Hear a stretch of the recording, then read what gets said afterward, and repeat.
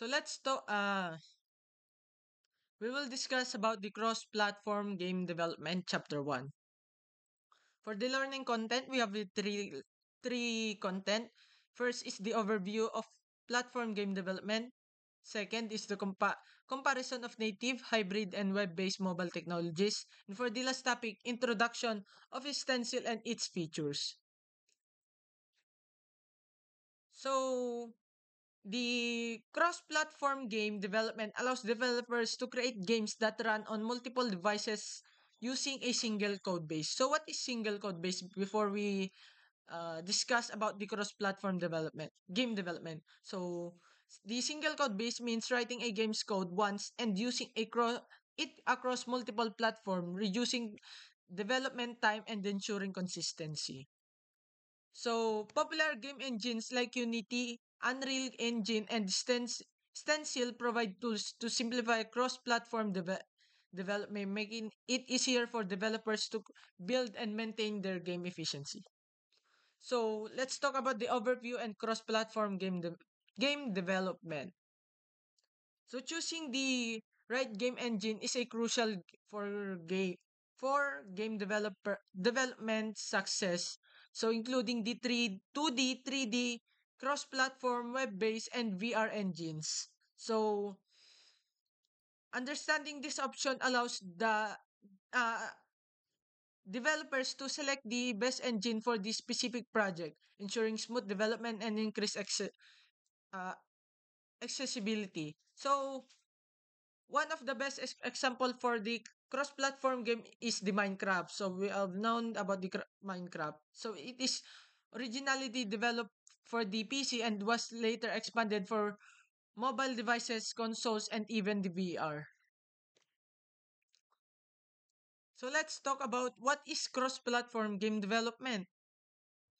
So it allows a game to run for on multiple platforms like Windows, Mac OS, iOS, Android, PlayStation, and Xbox. This is achieved using the compatible programming languages or game engines that support cross-platform deployment, ensuring larger audience and efficiency. Advantage of cross-platform game engines. Increase audience reach. Sa paggawa ng mga laro na maaaring laruin sa iba't ibang platform na mas tinatangkilik ng mga manlalaro ay maaaring magdulot ng mas malaking kita para sa mga developers. Pangalawa, reduce development cost.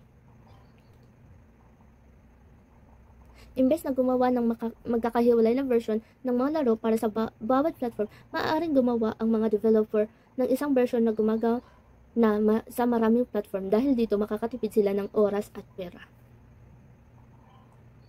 Pangatlo, consistent user experience. Makakatulong ang cross-platform development upang matiyak na ang mga gumagamit ay magkakaroon ng pare-parehong karanasan sa lahat ng platform na makakapagpataas ng kasiyahan ng mga gumagamit at magpapalakas ng kanilang loyalty. Pang-apat, easier maintenance and updates. Kapag ang laro ay ginawa para sa maraming platform, ang mga updates at maintenance ay maaaring i-apply sa lahat ng version ng sabay-sabay na magpapadali sa trabaho ng mga developer. Cross-platform game development comes with several challenges. Hardware limitations requires developers to balance performance across devices with varying capabilities. User interface design must accommodate different screen sizes and input methods, making it difficult to create a seamless experience. Compatibility issues may arise despite using cross-platform tools, leading to unexpected bugs. Lastly, performance optimization often demands platform-specific adjustment, adding to development time and complexity. To get started with cross-platform game development, you can use game engines like Unity, Unreal Engine, and Godot, which offers tools to build games for multiple platforms. Additionally, programming languages such as C++, Java, and HTML5, along with various libraries, help developers create games that work across different devices. These resources simplify the development process and ensure compatibility across platforms.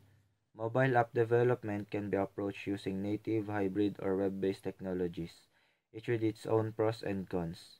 Native apps are built specifically for a platform, example, iOS or Android, and offer the best performance and user's experience but require separate development for each platform.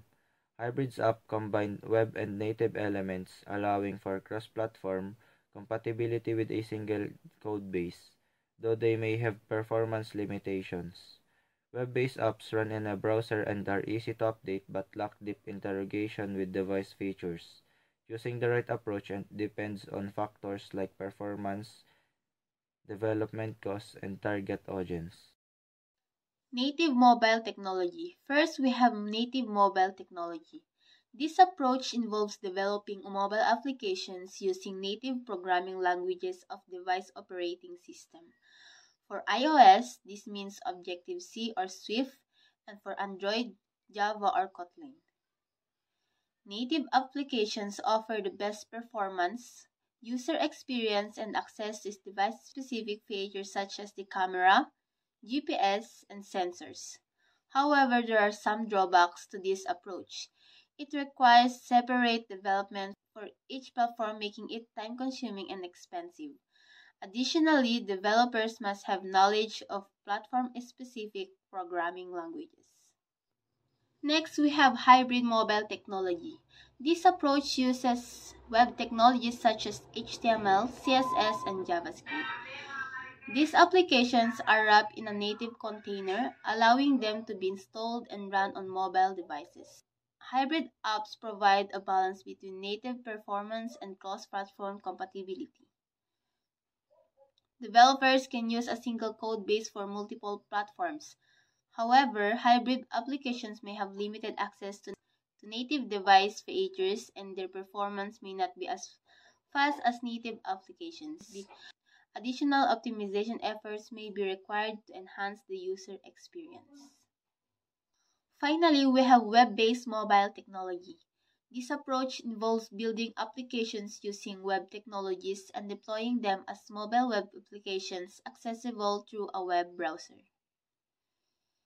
This approach provides the most significant cross-platform compatibility and is relatively easy to develop and maintain. Additionally, updates can be developed quickly. However, web-based applications have limited access to native device features, can be slower in performance, and may not provide the same level of user experience as native or hybrid applications. Introduction to Stencil and its features.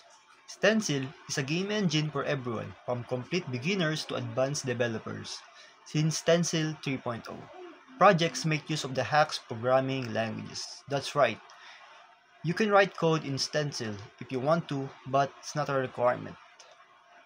Note that Stencil can only create 2D games, and if you want to create some advanced games like 3D games, then pwede mong gamitin yung platform na si Unity. And Stencil is initially released in 2011. As Stencil works, Stencil allows complete novices to create 2D games for computers and mobile devices. This platform, developed by Jonathan Chang, makes use of Box 2D for physics and collisions engine. It relies on the OpenAPL software development kit. These components together with the HAX programming languages power Stencils and make the games can be written once and run everywhere. Stencil supports a wide range of platforms like iOS, Android, Flash, Windows, OS X, and Linux. The building blocks of a typical Stencil game fall into one of four categories. First one is actors. An actor can be the player, an enemy, a tree, or something else. An actor usually takes the form of an image or a series of images, creating an animation. For example, if we were to make a games like Super Mario Bros, the game would include an actor for Mario, the Bowser, and actors for the mushrooms. Number 2, scenes. A game can have many scenes. A game usually has a main menu or the starting scene, scenes for the levels of the game, and a game over scene. Number 3, behaviors. Behaviors are ready-to-use reusable abilities that you can assign to the actors and scenes in your game. You can also create your own behaviors to make your game unique and challenging. And the last one is events. Events are custom blocks of commands that you can create and assign to an actor. You can create events for actors through the use of Stencil's event editor, which we will see later in the tutorial. Sa installation tayo ng Stencil, punta tayo sa official download page ng Stencil, tapos download natin yung version sa OS natin, tapos pili tayo ng directory kung saan natin gustong makita yung application, saan natin gustong ilagay.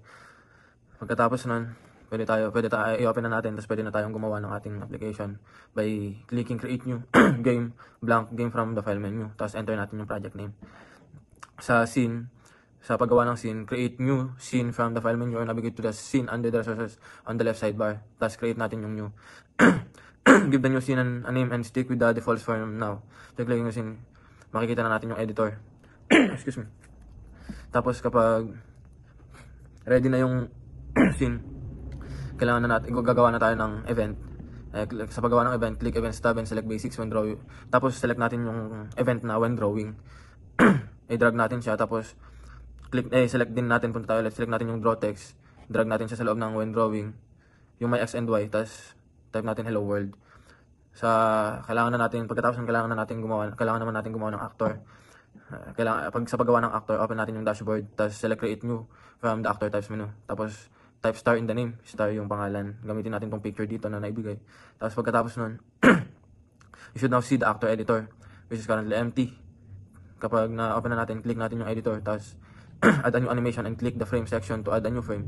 In the top left, click the choose image button and select the star image you saw earlier. Click the add button. Tapos pagkatapos nun, punta tayo ulit dun sa first scene na ginawa natin.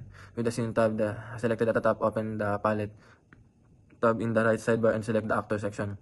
Pag na-select na natin, click natin yung star, tapos i-drag natin dun sa scene.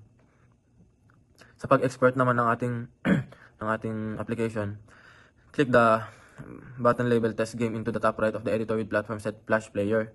It should only take a few moments to create the flash application if you know kung sakaling hindi man tayo nakasalubong ng any issues. Stencil should automatically launch your application in a separate window. Tapos yun na, nagawa na natin yung first application. In Stencil, press Ctrl Shift 5 kung sakali para lumabas yung log window kung sakali man na nagkaroon ng problema. Pagkatapos kung wala naman, choose Android from the platform menu and click test game. You should see a message telling you that Stencil is compiling the application. Pagkatapos nun, i-display nyo yung message na message sending to device. If all went well, then your application is running on your Android device. Excuse me. If you notice the compilation, kung sakali mang matagal yung compilation, pwede nating inspect kung may error man. Kung sakaling may nagkaroon man ng error o kaya may mali, pwede nating save yung logs, tapos pwede natin siyang i-post sa Stencil forums sa community forum para mabigyan tayo ng help. Yung common error dito sa Stencil is yung sa binary, yung application binary niya, hindi siya nasa-send sa Android device. Pero madali daw, sabi dito, madaling ayusin. Open lang yung File Explorer, tapos navigate mo dun sa C user, app data, roaming, Stencil Works, games generated, export, and Android bin, tas sa bin. Make sure na yung username at name ng game. If your application was compiled successfully, you should see your application's .apk file in the directory. If you name your game, copy the APK file to your Android device. Download a free file viewer like ES File Explorer para ma-open yun.